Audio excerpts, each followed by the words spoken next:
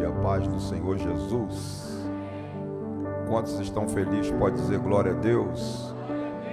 Então diga para 3 pessoas: que bom que você veio. Isso, glória a Deus.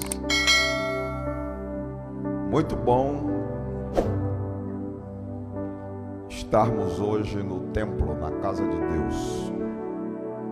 O salmista disse que vale mais um dia dos átrios do que 1000 à parte. Olha que o salmista nunca teve uma oportunidade que você tem de estar no santo lugar. Ele vinha só ao átrio, lá fora, mas ele disse que lá valia mais do que 1000 e 1000 outros lugares. Imagina se ele estivesse aqui nessa noite, que o véu do templo já foi rasgado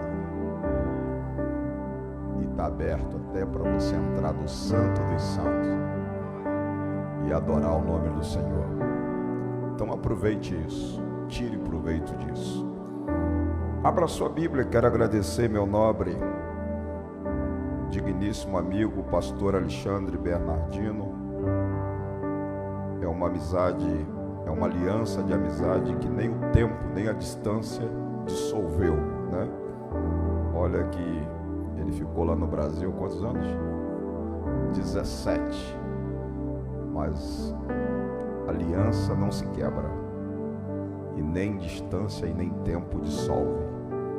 E eu louvo a Deus pela vida do meu nobre amigo, da sua digníssima esposa, por esse lindo trabalho, viu, pastor? Estou muito feliz de ver o progresso dessa obra, e é só um prelúdio do que Deus ainda tem para fazer. Amém? Abra sua Bíblia em 2 textos. Mateus capítulo 24, verso 36 ao 39. Mateus capítulo 24, verso 36 ao 39. Quantos encontraram, pode dizer amém? O texto diz assim: mas a respeito daquele dia e hora, ninguém sabe, nem os anjos dos céus, nem o Filho, senão o Pai. Pois assim como foi nos dias de Noé, também será a vinda do Filho do Homem. Porquanto assim como nos dias anteriores ao dilúvio, comiam, bebiam, casavam, davam-se em casamento até o dia em que Noé entrou na arca, e não perceberam, senão quando veio o dilúvio e levou a todos, assim também será a vinda do Filho do Homem. Vai agora a Lucas capítulo 17, verso 26 ao 30. Lucas capítulo 17, verso 26 ao 30. Novamente diz assim: assim como foi nos dias de Noé, será também nos dias do Filho do Homem. Comiam, bebiam, casavam, davam-se em casamento, até o dia em que Noé entrou na arca, veio o dilúvio e consumiu a todos. O mesmo aconteceu nos dias de Ló. Comiam, bebiam, compravam, vendiam, plantavam e edificavam. Mas no dia que Ló saiu de Sodoma, choveu do céu fogo e enxofre e destruiu a todos. Assim será no dia que o Filho do Homem se manifestar. Quantos acreditam na volta de Jesus? Não, vou perguntar de novo. Quantos acreditam na volta de Jesus?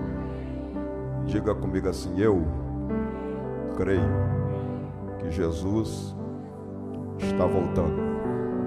Mais uma vez, diga: eu creio que Jesus está voltando.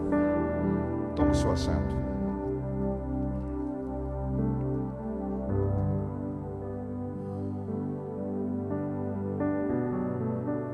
Desde que eu era criança, olha que hoje eu estou com 62 anos de idade. Eu fui criado num lar evangélico. Já na minha infância, meus pais tinham o hábito de fazer cultos domésticos. E nos cultos domésticos, meu pai e a minha mãe constantemente afirmavam que Jesus estaria voltando. Mas olha, que já se passaram 62 anos. Até hoje ele não voltou.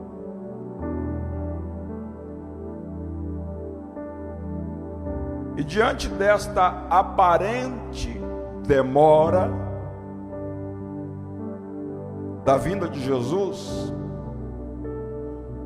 já nos dias dos apóstolos, havia um ceticismo, havia uma incredulidade incubada no coração das pessoas, se ele viria ou não viria. Alguns achavam que é uma utopia e questionaram o apóstolo Pedro. Quando você vai para a primeira epístola de Pedro, você vai ver no capítulo de número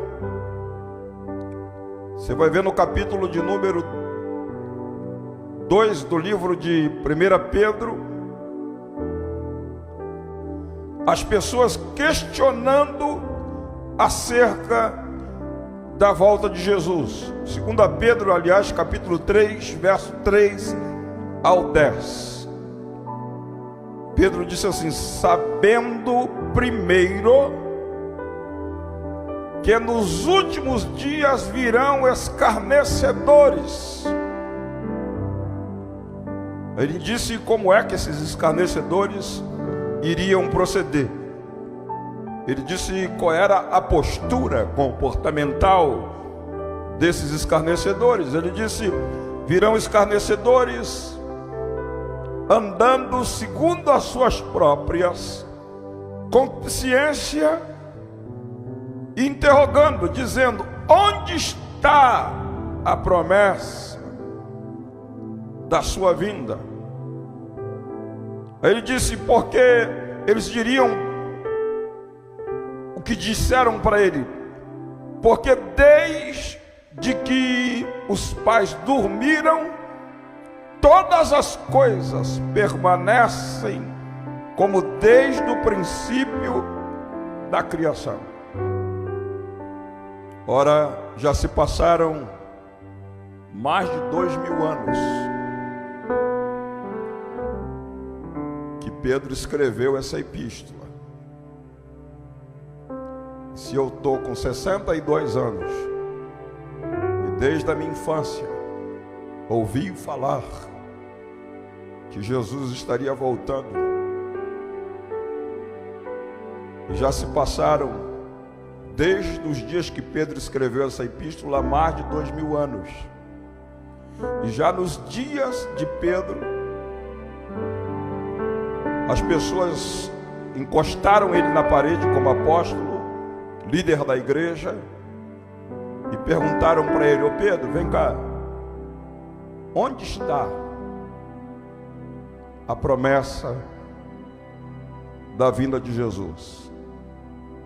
Aí alguns diziam para ele: olha, desde o princípio, Pedro, que se fala sobre isso, as coisas permanecem como desde o princípio da criação, absolutamente nada mudou. Aí Pedro responde para eles dizendo: olha, o Senhor não retarda a sua promessa. Ele diz: ainda que alguns a tenha por tardia, mas ele é longânimo para convosco, não querendo que alguns se percam, senão que todos venham a arrepender-se. Não querendo que alguns se percam, senão que todos venham a arrepender-se. Aí Pedro faz uma afirmação dizendo: o dia do Senhor virá como um ladrão. Hello? Ele diz: o dia do Senhor virá como um ladrão. Como se não bastasse Pedro fazer tal afirmação contundente, expressiva, dizendo que o Senhor virá, o próprio Jesus, que é o cabeça da igreja, o próprio Jesus que deu a vida no Calvário pela igreja, disse na época para os seus discípulos: não se turbe o vosso coração, credes em Deus, credes também em mim. Aí ele diz: porque na casa de meu pai há muitas moradas, e se não fosse assim, eu vou-lo teria dito, vou preparar-vos lugar. Aí ele diz: se eu for, virei outra vez e vos levarei para mim mesmo, para que onde eu estiver, estejais vós também. Pedro afirma: ele virá como um ladrão. Jesus diz: virei outra vez. Como se não bastasse a palavra de Jesus, no dia da ascensão de Jesus aos céus, os discípulos ficaram pasmos, boquiabertos, vendo ele subindo, e uma nuvem ocultou ele dos olhos deles. Quando a nuvem ocultou, desceu 2 anjos e disseram para eles: por que estáis olhando para cima, varões de Galileu? Este mesmo Jesus, que dentre vós foi recebido no céu, ele há de vir, assim como viste ir. Palavra de Pedro: ele virá como ladrão. Palavra de Jesus: virei outra vez. Palavra dos anjos: este mesmo Jesus que foi recebido em cima do céu há de vir, assim como viste ir. Para completar essa afirmativa, o apóstolo Paulo, escrevendo na carta aos Tessalonicenses, disse: o mesmo Senhor descerá do céu. Como Paulo? Ao som do brado, a voz do arcanjo, ao som da trombeta de Deus. E daí Paulo: nós, os que estivermos vivos, ou seja, virá o som do brado, a voz do arcanjo, ao som da trombeta de Deus, e os que morreram em Cristo ressuscitarão primeiro, e nós, os que estamos vivos, seremos arrebatados juntamente com eles, e encontraremos o Senhor nos ares, estaremos para sempre com o Senhor. Hello, vim aqui dizer para você que a vinda de Jesus não é uma utopia. Vou repetir de novo: a vinda de Jesus não é uma utopia. A despeito dos mais de 2000 anos que ele fez promessa que viria outra vez e não veio até agora, Pedro disse que Deus não retarda a sua promessa. Mas pastor, está demorando. Deus não retarda a sua promessa. Primeiro, porque Ele é longânimo. Ele sabe que existe alguns entre nós que, se a trombeta soar hoje, se houver a voz do arcanjo e o brado, se acontecer agora, alguns que estão aqui não estão em condições de subir. Parece agressivo o que eu estou dizendo, mas estou falando com convicção. Alguns que estão aqui não estão preparados. E como o Senhor sabe quem está preparado e quem não está preparado, Pedro diz: Ele não retarda a sua promessa. Por que Ele não retarda a sua promessa? Ele não retarda porque Ele é longânimo. Ele está alongando oportunidade. Ele é longânimo numa perspectiva de que ninguém se perca, mas que todos, antes da trombeta soar, antes da voz do arcanjo, antes do brado, se arrependa dos seus pecados. Porque Pedro disse que ele virá como um ladrão. Se nós soubéssemos que hora que o ladrão bateria na porta da casa da gente, a gente prepararia para enfrentá-lo. Mas nós não sabemos. E a Bíblia diz que ele virá num momento. Vou repetir a frase. Paulo disse em 1 Coríntios capítulo 15: ele virá num momento. Como será?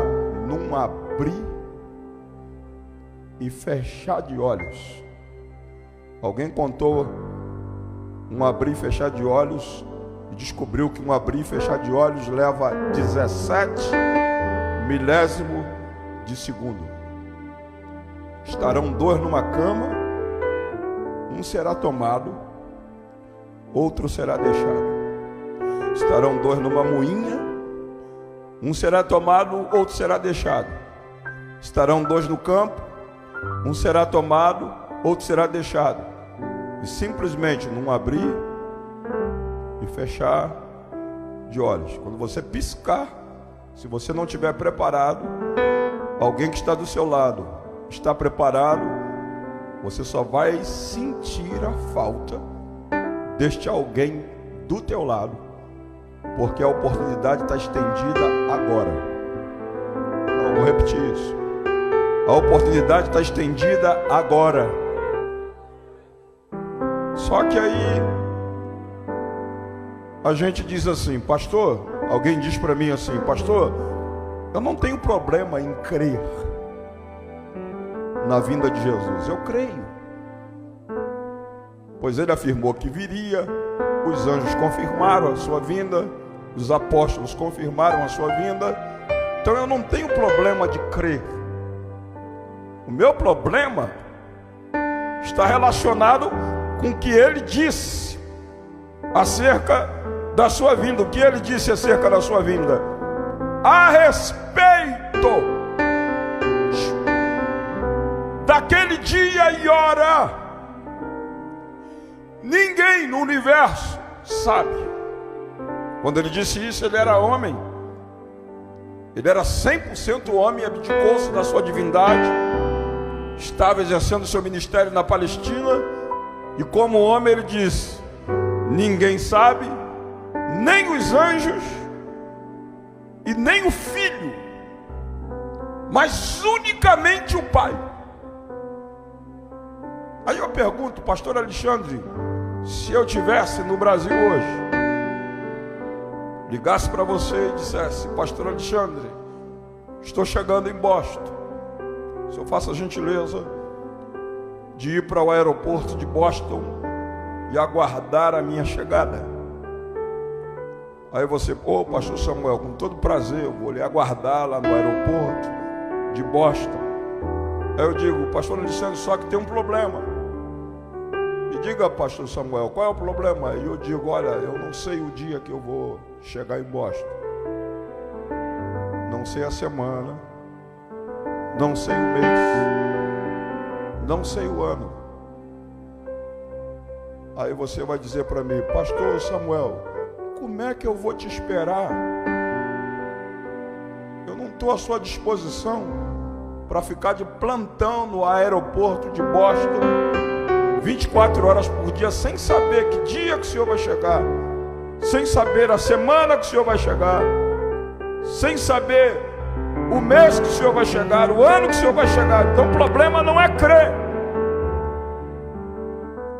A maioria crê. O problema é esse impasse. Como que eu posso esperar Jesus, Ele voltar, se eu não sei o dia e a hora que Ele vem? Só sei que a volta dele é iminente. O que é iminente? Está pairado no ar. Hello? Vou repetir, o que é iminente? A volta dele está pairada no ar. E Paulo fala da iminência. Pode ser a qualquer momento. Não, você não entendeu. Vou repetir o que é iminente. A volta de Jesus é iminente. Está pairado aqui no ar. E Paulo disse: num momento. Que momento é esse, Paulo? Olha, presta atenção no relógio. Num abrir e fechar de olhos. Leva 17 milésimos de segundo. Aí Pedro vem e diz: Ele virá como ladrão.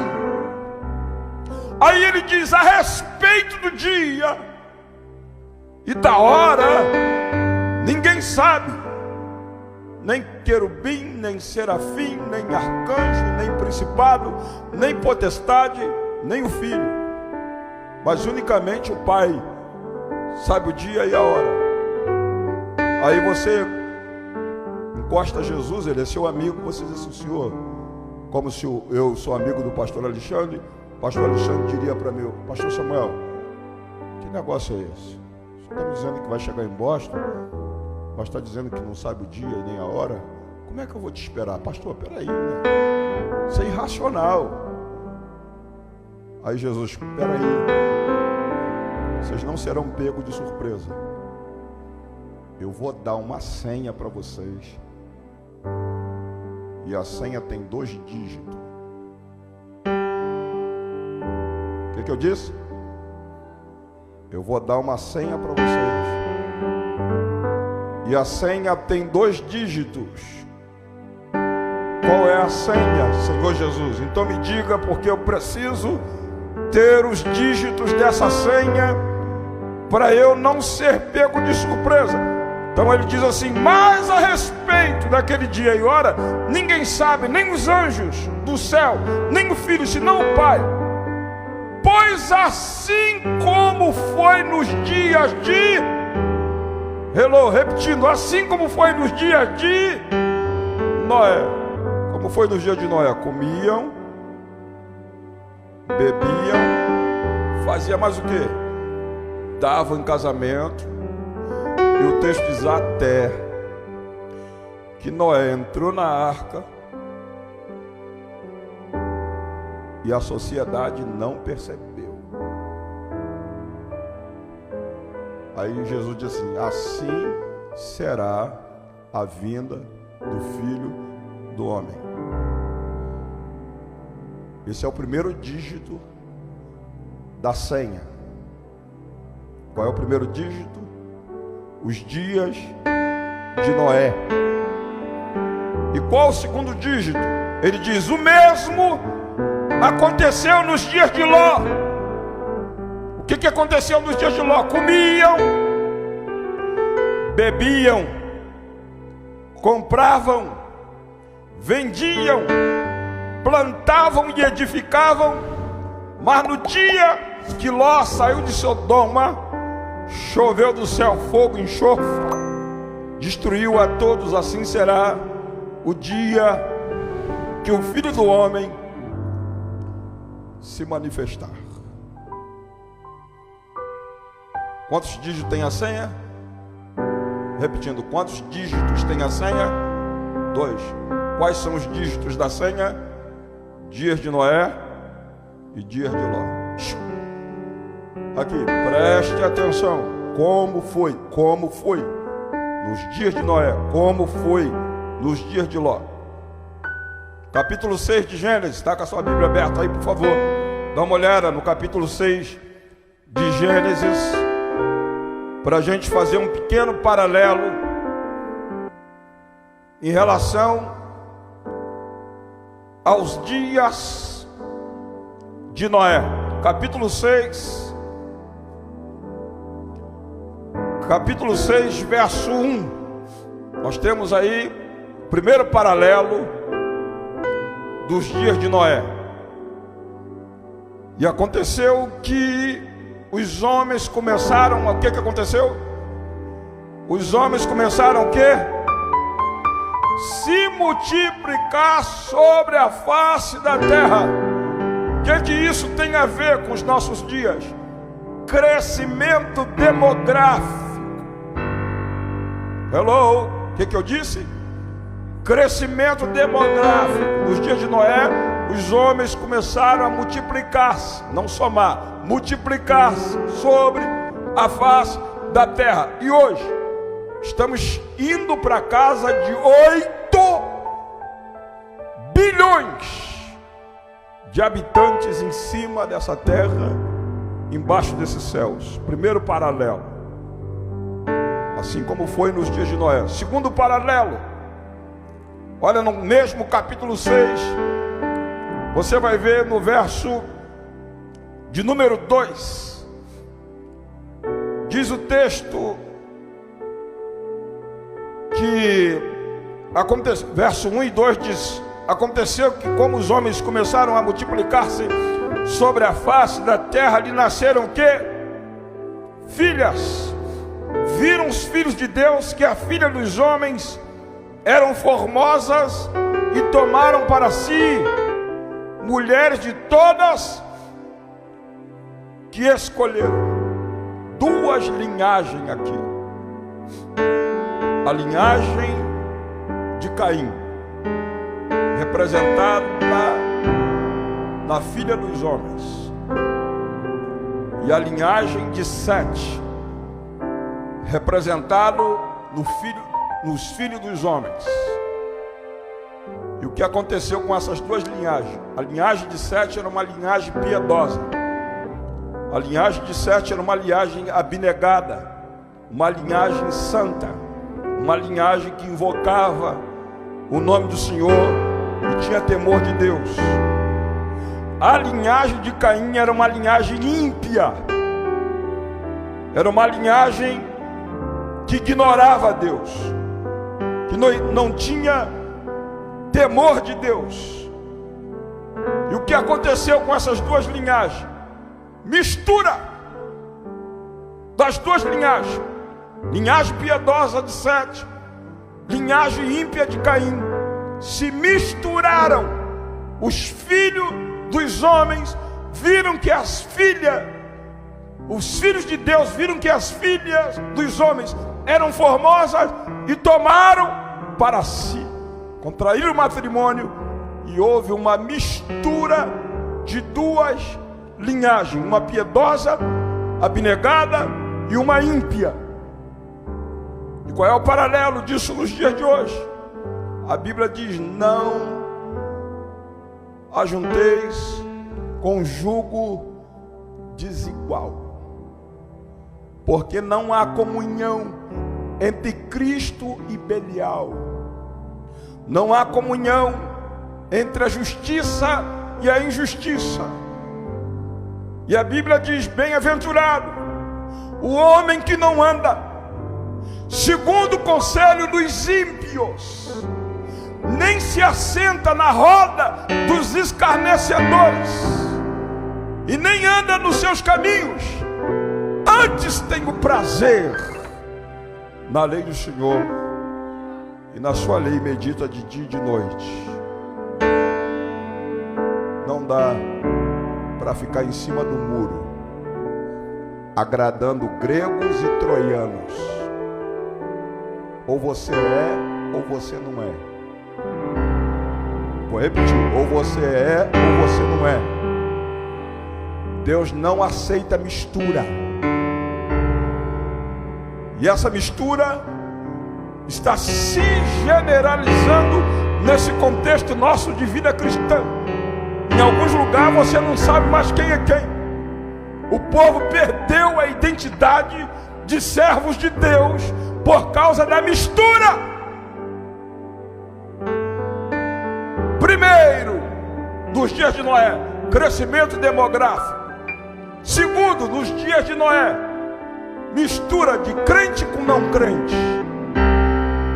Terceiro, olha no capítulo 6 de Gênesis, por favor. Você vai encontrar esse paralelo. Capítulo 3, capítulo 6 de Gênesis. Você vai ver no verso 5. O texto diz: e viu o Senhor que a maldade do homem se multiplicava sobre a terra, que toda a imaginação do seu pensamento era continuamente má.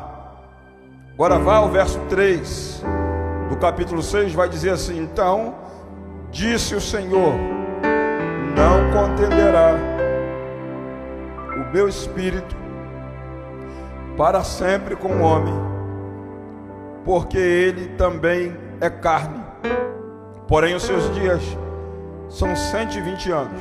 Escute. Noé é classificado na epístola de Pedro como pregador da justiça, pregoeiro da justiça. E sabe quantos anos Noé pregou?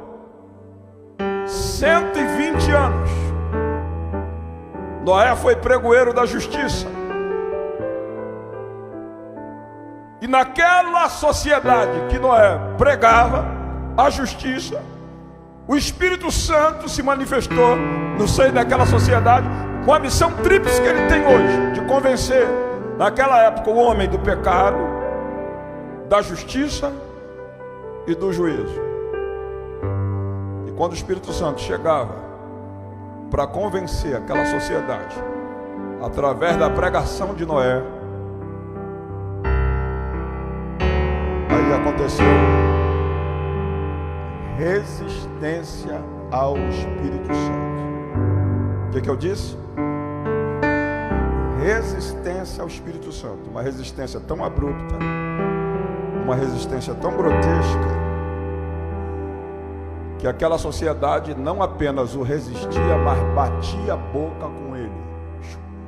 Batia a boca com ele. Quem é pai aqui sabe que a maior agressão que um filho pode fazer em relação ao seu pai, estando o pai certo ou errado, é bater boca com o pai que é uma autoridade paterna. Aí o Espírito Santo, das três pessoas da Trindade, o Espírito Santo é reputado como uma pessoa altamente meiga. Não, eu vou explicar isso para vocês. Ele é de uma descrição descomunal, indescritível. Para você ter uma ideia, 1 Coríntios capítulo 12 diz que ele só se manifesta em nós para aquilo que tiver utilidade. O que eu disse? Ele só se manifesta em nós para aquilo que tiver utilidade. Ou seja, ele mora dentro de mim, ele mora dentro de você, mas ele se manifesta através de você para aquilo que você vai fazer. Tem que ter utilidade que você está fazendo. Se não tiver, não é ele. Presta atenção nisso. Não é ele, é você. Está me entendendo, senhor? Não? Um teólogo fez uma pesquisa e chegou à conclusão que na criação os três, o Pai, o Filho e o Espírito Santo, resolveram escolher cada um uma ave para representá-los. Aí o Pai foi e escolheu águia para representá-lo. Jesus, quando chegou em Jerusalém, olhou para Jerusalém, se compadeceu de Jerusalém e diz: ó Jerusalém, Jerusalém, como a galinha abriga os seus pintinhos debaixo das asas, eu queria abrigá-los. E o teólogo disse que Jesus escolheu a galinha para representá-lo. E o Espírito Santo veio em forma corpórea de uma pomba. 3 aves: a águia, a galinha e a pomba. E alguém ousou matar uma águia, descobriu que a águia tem bolsa de fel. As donas de casa que estão aqui sabem, já mataram galinha e tem que ter cuidado para que a bolsa de fel não rebente, porque a galinha tem bolsa de fel. Mas existem 14 espécies de pomba.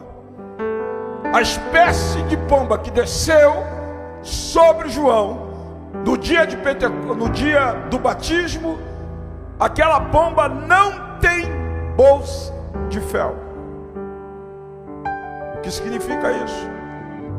Significa que quando o povo de Israel construiu um bezerro de ouro e atribuiu todos os milagres que Deus fez no Egito ao bezerro, Deus se manifestou a Moisés com a sua bolsa de fel e disse: Moisés, eu mato todos eles, 2,5 milhões, e faço de você um povo que se identifica com o meu caráter santo. Deus revelou a sua ira, a sua bolsa de fel.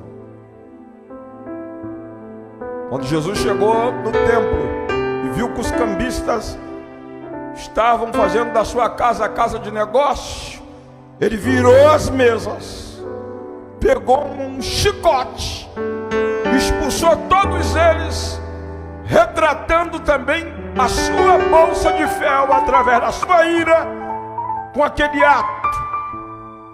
Mas você não vai achar na Bíblia um texto sequer mostrando o Espírito Santo irado. Sabe o que significa isso?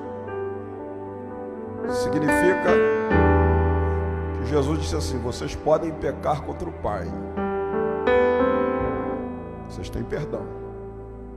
Vocês podem pecar contra o Filho, vocês têm perdão.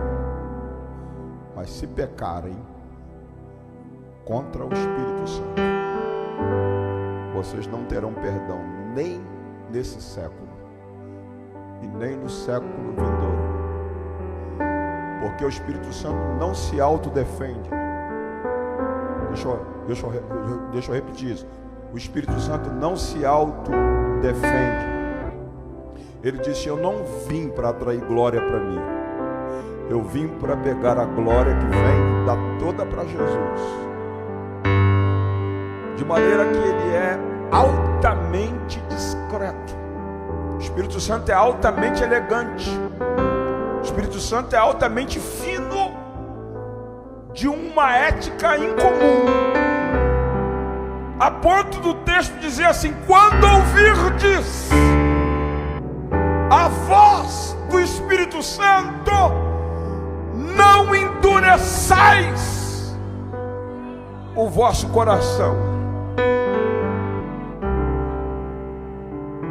Aí o texto diz ainda mais: não entristeçais o Espírito Santo, na qual vocês foram selados.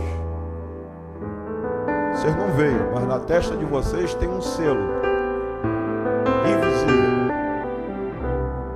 Esse selo diz que vocês são propriedade exclusiva de Deus.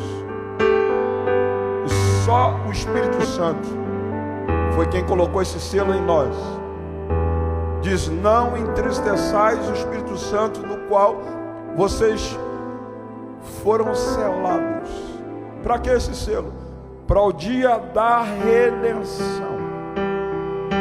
No dia do arrebatamento, contrariando a lei da gravidade, sem foguete para te levar enquanto o Senhor nos ares, O Espírito Santo vai chegar aqui, se acontecer agora, vai chegar aqui e vai ver quem tem o selo e quem não tem. Não, você não escutou. Ele vai chegar aqui e vai ver quem tem o selo e quem não tem. Quem tiver o selo, ele vai chegar assim, ó, e puxar para encontrar com o Senhor aqui nos ares. Aí Paulo disse assim: gente, não entristeçais o Espírito Santo, na qual vocês foram selados para o dia da redenção. Aí diz que ele tem ciúme de nós por causa desse selo. Aí diz: não extinguis ou não apagueis essa chama dele no seu peito, que te leva a você glorificar, que leva a você falar línguas estranhas, que leva a você ler a Bíblia, que leva a você jejuar, que leva a você não perder um culto. Não apague essa chama. E essa noite Ele está aqui. Mas eu louvo a Deus porque nessa igreja ninguém o resiste. Essa igreja é uma igreja sensível à voz dele. E essa igreja dá lugar para ele. Se é verdade, libera um brado de glória. Solta o melhor brado de glória. Solta uma rajada de línguas estranhas na cara do capeta. Porque tem uma chama acesa no teu peito. Agora, lamento dizer que em alguns lugares por aí, eu tenho pregado em muitos lugares. Em alguns lugares que eu tenho pregado por aí, o povo é seco. O povo não tem sensibilidade à voz do Espírito Santo. O povo despreza, o trata com desdém, com descaso, como se ele não estivesse ali. E essa é uma característica dos dias de Noé: resistência ao Espírito Santo. Então vamos recapitular nos dias de Noé. Qual é o primeiro paralelo que a gente fez? Crescimento que? Quem se lembra? Crescimento que? Demográfico. Repete comigo: crescimento demográfico. Tá? Quer dizer que assim como os homens se multiplicavam naquela época na face da terra, nós estamos indo para casa de 8 bilhões de habitantes. Qual é o segundo paralelo em relação aos dias de Noé? A mistura de crentes com não crentes. Talvez aqui na igreja não aconteça isso, mas de modo geral, a igreja de modo geral está misturada. Terceira característica, terceiro elemento: resistência ao Espírito Santo. Tem alguns lugares que tem pessoas medindo força com o Espírito Santo. Tem alguns lugares pessoas resistindo, batendo boca com o Espírito Santo, quando ele amavelmente quer te convencer, dizendo: meu filho, minha filha, eu queria que você se arrependesse hoje, porque a volta é iminente, é num momento, vai levar 17 milésimos de segundo, e eu estou aqui para não deixar você ficar. Eu quero te marcar com esse selo, para que o dia que soar a trombeta, eu te puxe para encontrar com o Senhor nos ares. Mas mesmo assim tem pessoas insensíveis, que sabem que não está preparada. Mas quando eu fizer o apelo aqui, essas pessoas vão embora e não terão coragem de se arrepender dos seus pecados. Resistência ao Espírito Santo. E finalmente, olha o capítulo 6 e você vai ver a última coisa que está no verso 11 e 12. E isso é tão comum que talvez a gente não tenha reparado mais. Capítulo 6, verso 11 e 12 diz: a terra, porém, estava como? Hello, quero escutá-los. A terra estava, porém, como? Corrompida diante da face de Deus. Corrupção, número 1 no texto. E encheu-se a terra de violência. Número 2, violência. E viu Deus a terra, e eis que estava corrompida, porque toda a carne havia se corrompido o seu caminho sobre a terra. Ei, se tornou tão comum a palavra corrupção que a gente não presta mais atenção. Principalmente nós que somos brasileiros, estamos hiper acostumados com o volume de corrupção que se ganha no seio da nossa pátria. Em segundo lugar, a violência. Quem tem acompanhado as reportagens do Brasil tem ficado pasmo, boca aberta, sobressaltado, espantado, porque não existe segurança para andar nas ruas do Brasil diante do crescimento abrupto e grotesco da violência. Mas não apenas lá no Brasil, a despeito disso aqui ser país de primeiro mundo, a violência também está aqui, a corrupção também está aqui, porque todos esses elementos de caráter universal, como foi nos dias de Noé, certo? Agora o que acontecia? Como é que a sociedade se comportava? Comia, mas o quê? Bebia, mas o quê? Casavam-se e davam-se em casamento. Ou seja, as pessoas violentas, a sociedade corrupta, a mistura de crente com não crente, a resistência ao Espírito Santo, o crescimento demográfico, e mesmo assim a sociedade não estava nem aí para isso. Lazer, comer, beber e casar. E aí o texto diz: até que Noé entrou na arca. Eles perceberam, sim ou não?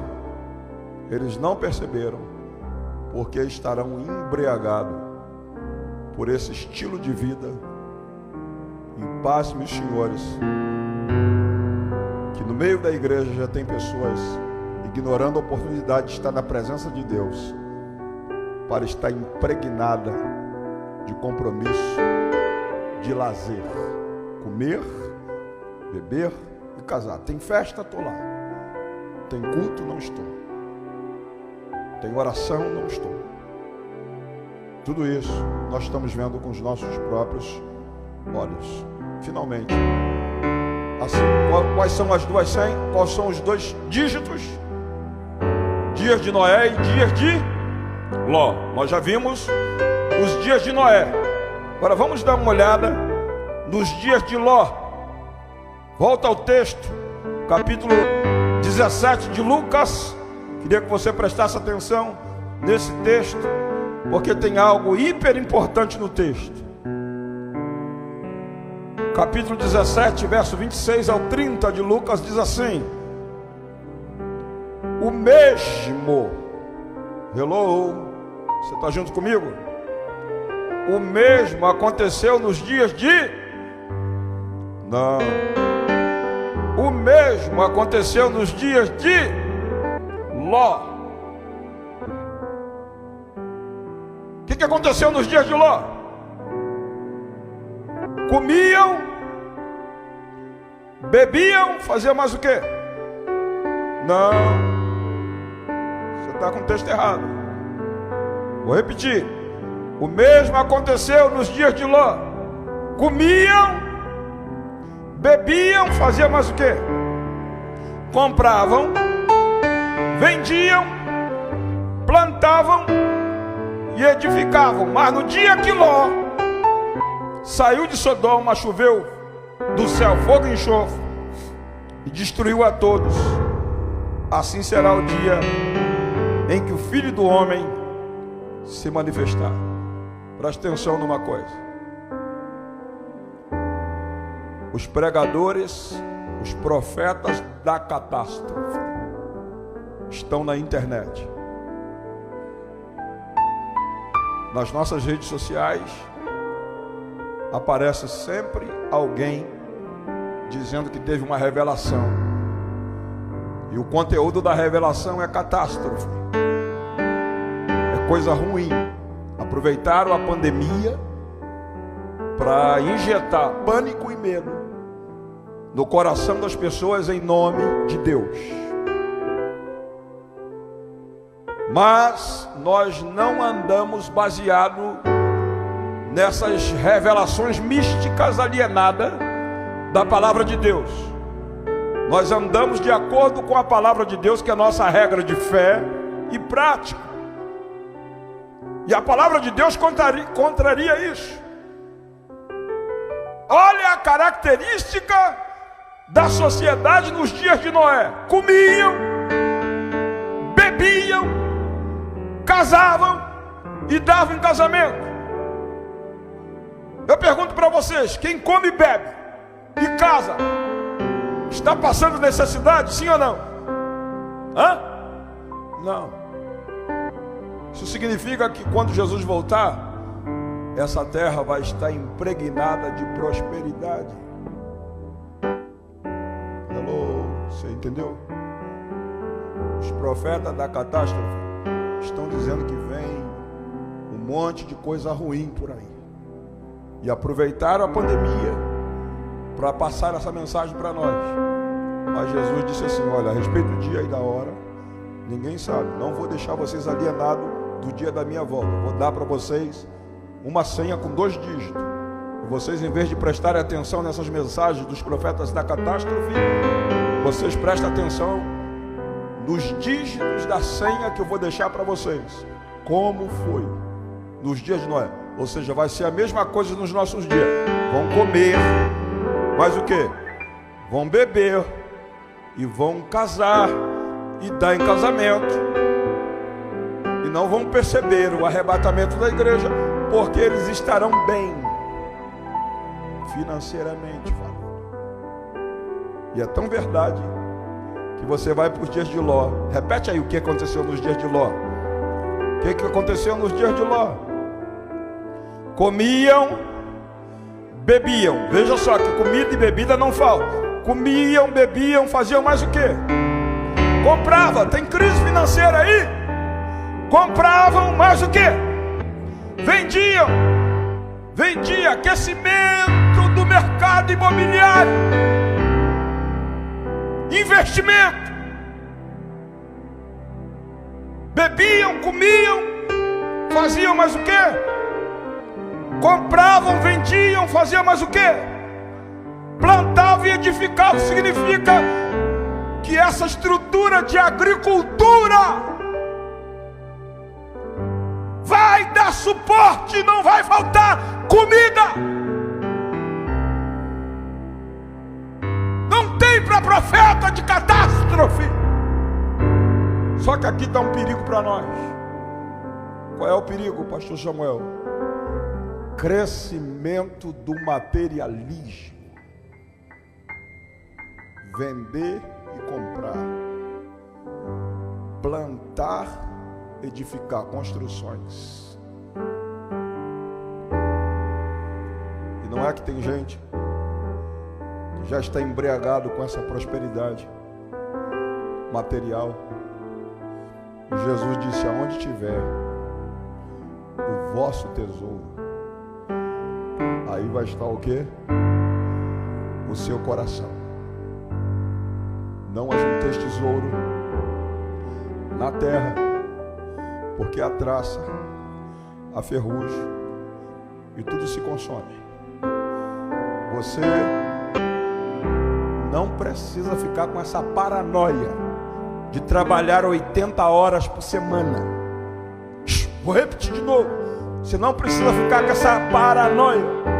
Você precisa absorver a ideia de Paulo. Eu sei ter, como sei não ter.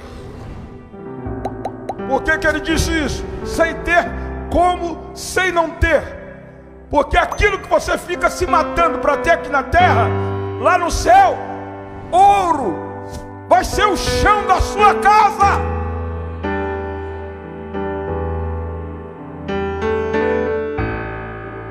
Agora, para finalizar,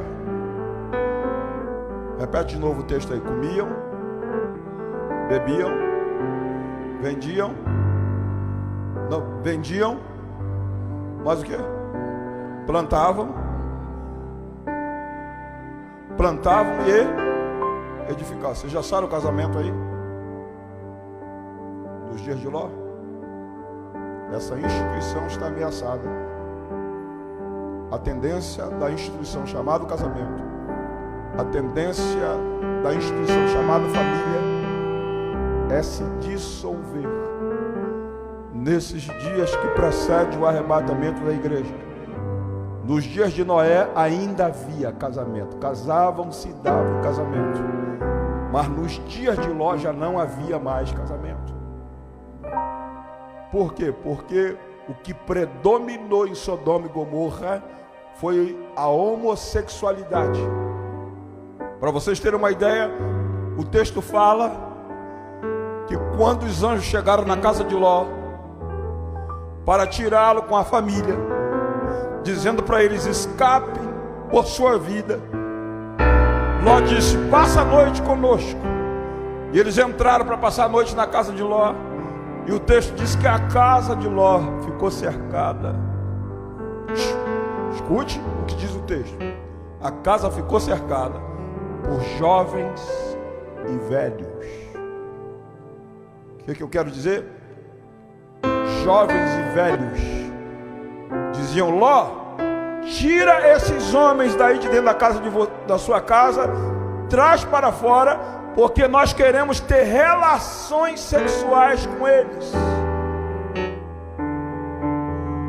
Significa que esse espírito de homossexualidade, essa mensagem de ideologia de gênero, que estão querendo inculcar na cabeça dos seus filhos essas coisas, já nos dias de Ló, não respeitava a faixa etária. Jovens e velhos de cabeça branca homossexual.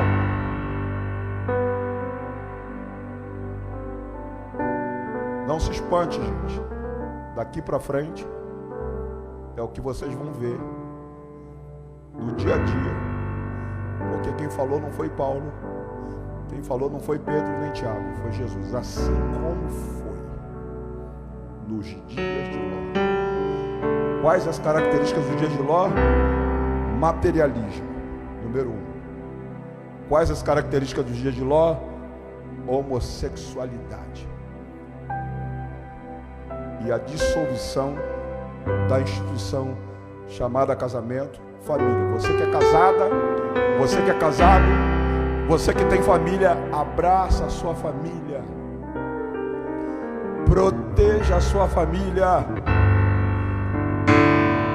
acolhe seus filhos no seu regaço, volta a ser cafona, senta com seus filhos, abre a Bíblia e diz que o que Deus fez foi macho e fêmea, homem e mulher. Deixará o homem, seu pai e a sua mãe, unir-se-á a sua mulher, serão dois, uma só carne. Não homem com homem, nem mulher com mulher. Escute, não se espante. Haverá igrejas que será natural homem com homem, mulher com mulher tomando ceia. Isso vocês vão ver com os olhos de vocês, porque Jesus disse como foi nos dias de Ló, assim será. Mas como acabou a situação? Fogo e enxofre sobre gente com essa índole, com esse caráter. Mas em compensação, sabe quem vai ser arrebatado? Sabe quem vai ser arrebatado? Abra em 1 Pedro para ver se você tem essa característica para ser arrebatado. É o último texto que eu leio, pastor. 1 Pedro capítulo 2. Vê se você está pronto para ser arrebatado. Se você tem se você está vivendo essa experiência. 1 Pedro capítulo 2, versos 6 e 7. Você achou na sua Bíblia 1 Pedro, sim ou não? Já está lá no texto. Por isso, é 2 Pedro, por favor, meu nobre. Segunda Epístola de Pedro, capítulo 2, versos 6 e 7. Leia comigo aí, vamos lá, todos vocês. Na tela, vamos lá na tela. 1, 2 e 3, 6 e 7. Todos comigo, vamos lá. Se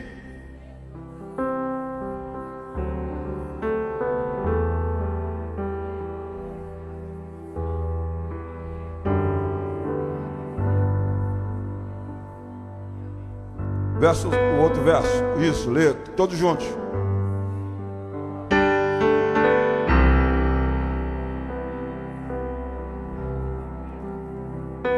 Se você estiver na escola, você é adolescente, você é jovem. Esses dias eu conversando com as minhas filhas, aí conversava sobre esse texto com elas, aí elas disseram: pai, o senhor não sabe o que é mundo? Eu falei: como, minha filha? Eu não sei o que é o mundo, eu estou no mundo. Ela falou: mas o senhor, a sua vida se restringe de igreja para casa, de casa para igreja. Agora trabalha como a gente, num escritório, pega trem, pega metrô, pega ônibus e convive com o ímpio no dia a dia, para o senhor ver a dimensão do que o senhor está conversando com a gente. A conversa é depravada, pai. A postura deles é de licenciosidade. Eles agora pecam descaradamente com pecados horrendos e não se importa quem está olhando ou deixando de olhar. Pai, é desse jeito que nós estamos. Elas estão no Rio de Janeiro. É desse jeito que nós estamos encarando aqui. Aí eu falei para elas: minhas filhas, só será arrebatado quem no meio dessa sociedade, número 1, for justo. Número 2, tem que se atribular. Não, você não escutou. Na minha versão diz que o justo Ló estava enfadado. Vou repetir: enfadado com a vida dissoluta dos moradores de Sodoma e de Gomorra. Se você não tiver enfado diante do que teus olhos estão vendo, seus ouvidos estão ouvindo, se você não tiver atribulado com o que chega nas suas redes sociais, no dia a dia, você é um candidato a ficar. Agora, se isso está te incomodando, você é um candidato a ser arrebatado. Vou repetir: se isso está te incomodando, você é um candidato a ser arrebatado. E com adendo, quando incomoda, a gente começa a dizer assim: ora vem, Senhor Jesus. Ora vem, Senhor Jesus. E Ele vai vir ao parapeito da eternidade e vai se inclinar para a terra e ver o seu coração atribulado e você clamando: ora vem, Senhor Jesus. O Pai vai dizer para os anjos: solta a trombeta, solta o brado. Arcanjo, se mexe. E aí, na base do som da trombeta, da voz do arcanjo e do brado, o Senhor vai sair do seu trono, sentado à destra do Pai, e vai vir até aqui nos ares.